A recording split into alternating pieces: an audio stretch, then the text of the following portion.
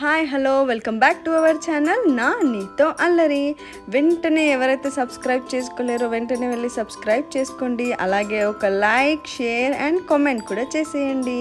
And ఈరోజు video special ఏంటంటే మన తెలంగాణ స్పెషల్ కోడిగుడ్డు పులుసు ఎలా పెట్టుకుందామో చూద్దాం. వెజ్ తిని తిని బోర్ కొట్టేసింది. అండ్ తర్వాత మన చికెన్, మటన్ ఊరికే ఏం తింటాం చెప్పండి. అందుకే కొంచెం వెరైటీగా ట్రై చేద్దామని ఈరోజు గుడ్డు పులుసు ట్రై చేస్తున్నాను.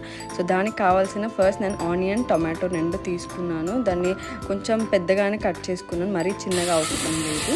తర్వాత ప్యాన్ పెట్టుకొని దాంట్లో మనం ఆయిల్ సరిపడా వేసుకొని దాంట్లోకి టమాటో, ఆనియన్ మనం ముందు కట్ చేసుకుని వేసుకొని మంచిగా కొంచెం ఉడికించాలి. ఇది పెద్దగా ఎందుకు కట్ చేసిన అంటే మనం దీన్ని ఎలాగో గ్రైండ్ చేయబోతున్నాం అనమాట. సో చిన్నగా కట్ చేసి టైం ఎందుకు వేస్ట్ చేయాలి, అందుకని పెద్దగా కట్ చేసుకున్నాను. అండ్ అది త్వరగానే మనకు ఉడికిపోతుంది. సో కొంచెం బాయిల్ అయిన తర్వాత దీనికి మనం సపరేట్గా చింతపండు తీసుకొని నీట్గా కడుక్కొని దాన్ని మనం సపరేట్గా తీసి పెట్టుకోవాలి. ఎప్పుడైతే మనం ఆల్మోస్ట్ టొమాటో, ఆనియన్ బాయిల్ అయిపోయినాయి అని అనుకుంటామో అప్పుడు ఈ చింతపండుని యాడ్ చేసేసుకొని కొంచెం ఒక 1 minute ఉండి ఆఫ్ చేసేసుకోండి.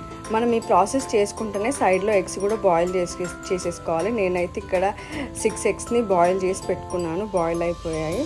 సో టొమాటో, ఆనియన్, చింతపండు కూడా మంచిగా బాయిల్ అయిపోయింది. సో నేను స్టవ్ ఆఫ్ చేసేసాను. పక్కన నేను ఇప్పుడు దానికి కావాల్సిన ఇంగ్రీడియంట్స్ ధనియాలు, జీలకర్ర, మెంతులు, ఇంకా నువ్వులు, ఇవి 4 దానికి అంటే మనం ఎన్ని అయితే ఎగ్స్ అనుకుంటామో, ఎంత కర్రీ అనుకుంటాం దానికి సరిపడా తీసి పెట్టుకున్నాను. వీటిని ఇప్పుడు లైట్ బ్రౌన్ వచ్చేలాగా మంచిగా వేయించుకోవాలి. సో మరీ ఎక్కువ వేయించవద్దు, చేదు టేస్ట్ వస్తుంది.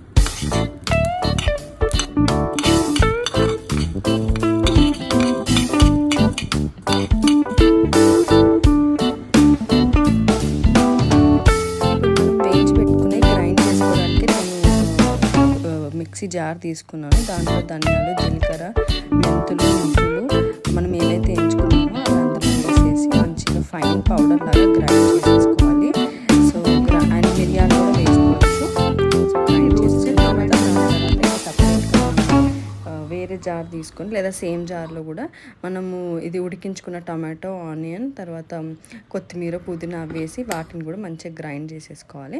గ్రైండ్ చేసుకునేటప్పుడు దాంట్లోనే కారం, ఉప్పు, అల్లం వెల్లుల్లి పేస్ట్, పసుపు ఇవన్నీ యాడ్ చేసేసుకొని తర్వాత మన పేస్ట్ రెడీ అయిపోయింది. ఇప్పుడు దీన్ని మనము స్టవ్ ఆన్ చేసి పెట్టేసి మనం ముందుగా బాయిల్ చేసుకునే ఎగ్స్ని మంచిగా మధ్యలో ఒక 2 times or 3 times కట్ చేసుకొని దాంట్లో వేసి మంచిగా ఉడికించుకోవాలన్నమాట. అంతే అండి మన తెలంగాణ స్పెషల్. అండ్ మీరు అబ్జర్వ్ చేస్తే నేను దీంట్లో గరం మసాలా యూస్ చేయలేదు. సో వేడి గుడ్డు పులుసు ready. Thank you for watching and do like, share and subscribe to our channel Na Neeto Allari.